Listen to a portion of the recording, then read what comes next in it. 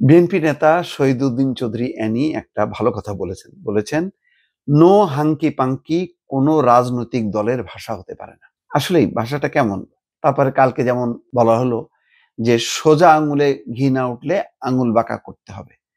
তো এগুলি আসলে বোধহয় এখনকার ভাষা হওয়া উচিত না, কারণ এখন যে সরকার আছে সেই সরকার সবারই সরকার।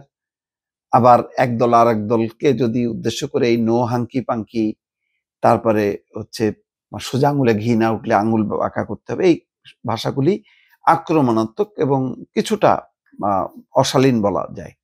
তো অ্যানি বলছেন যে একটি ইসলামী দলের নায়েবে আমির দায়িত্বশীল লোক হিসেবে কিভাবে বলেন নো হাঙ্কি পাঙ্কি? এটা কি রাজনৈতিক ভাষা হলো?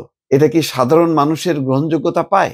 একটা রাজনৈতিক দলের নেতারা যদি এই ধরনের কথা বলেন, সাধারণ মানুষ উপহাস এবং অবজ্ঞা ছাড়া কিছুই করবে না।